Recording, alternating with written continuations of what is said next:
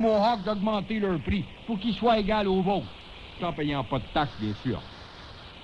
Le bois brillant, un homme, qu'adviendrait-il si, de mon propre chef et sans permis, j'ouvrais une station de service? Combien de temps ça durerait, cette histoire? Voilà, monsieur, voilà. Ryan ne prendrait pas un an pour étudier votre cas si vous ouvriez vous-même votre propre station. Voilà, monsieur, la bonne question. Ils vont venir me faire à croire ces politiciens, ces bourrassas, qui est déjà consacré par certains intellectuels eunuques, va passer à l'histoire.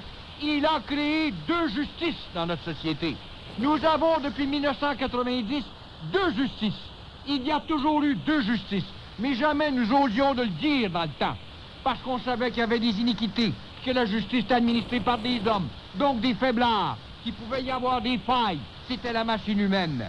Mais depuis 90, nous avons institutionnalisé deux justices. Et là, une est une des armes dirigeantes de ce nouveau système à justice bicéphale. De Laval, un homme qui a consenti pour le tarif de 44,39 $ l'heure chez Québécois. Ce sont les administrateurs Pélado. Oui, il a consenti. Vous avez raison, monsieur. Qui a consenti le 4 millions par année à Patrick Roy? Ce sont les administrateurs eunuques, oui.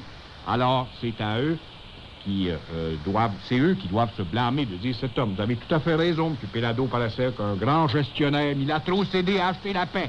Comme Bourassa, prend n'importe quoi, acheter la paix. Payez pour la paix. Payez pour la paix en autant que ça ne dérange pas trop et ça casse pas mes fils. Payez pour la paix. Puis les autres à cave, à côté, payez pour les nouvelles taxes, pour la paix qu'on a payée. Quand le gars sait ça, puis il profite de ça, il empiète, puis il continue à demander, comme un être insatiable, un enfant gâté du haut de chasseuse, qui ne finit pas de gaspiller, qui en demande encore, et que la mère vient y en porte encore des plats, des desserts, puis il continue. C'est pareil. Alors, Pélado a payé pour la paix, puis il paye pas aujourd'hui. Puis M. Serge Savard a payé pour la paix, puis il va avoir payé pour tout à l'heure. Puis Bourassa paye pour la paix, il n'y a pas de prix pour la paix. Mais quand on a une maudite politique de faiblard de la sorte, on se ramasse avec des nouvelles taxes et un déficit. On se ramasse avec 500 millions pour une crise amérindienne. On se ramasse avec 2,5 millions d'électricité non payée. On se ramasse avec un trafic de tabac qui atteint plus du milliard. Puis le fédéral nous parle de rationaliser, puis de trouver de l'argent pour payer le déficit. Mais quand on lui dit, là, il y en a de l'argent à chercher, il se tourne les yeux vers une autre destination, puis il fait semblant de regarder l'autre. C'est comme le gars qui a peur du gars. Le gars, il est là, il s'en vient de péter à la gueule. Il se met à siffler, puis il regarde l'autre gars en face pour pas le voir. Pareil. À Sainte-Julienne, Mme Bacon, il dit que la loi, c'est pour tout le monde. Alors voulait-elle nous laisser entendre que les Autochtones ne sont pas de ce monde? Les Autochtones, Madame ou Monsieur de Sainte-Julienne, sont d'un autre pays. Ils ont déjà proclamé leur république, en autant que le chèque de Québec rentre et celui d'Ottawa aussi, par exemple. Ils sont dans un autre pays où ils pratiquent un racisme. Et je continue à le dire, n'en déplaise à tous ces maudits mouvements qui viennent lancer des bouteilles au Front National. Ils pratiquent un racisme. Suck your death, colonel Caporal Lemay. Si c'est pas du racisme, je sais pas qu'est-ce que c'est. Ils ont été les premiers à défier la loi 101 nous imposer là, le long de la route. Un racisme qu'ils le pratiquent. Alors, mais quand vous êtes seul à gueuler comme ça, aujourd'hui, je lis dans la presse l'éditorial d'Alain Dubuc.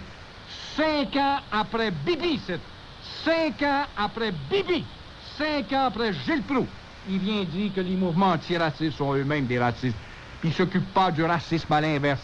Évidemment, subventionnés, payés par les deniers publics pour pouvoir dire qu'un tel est raciste. Voilà dans la tour de Babel dans laquelle nous sommes, mesdames, messieurs. Continuons à endurer ça. Ça ne fait qu'alourdir le déficit.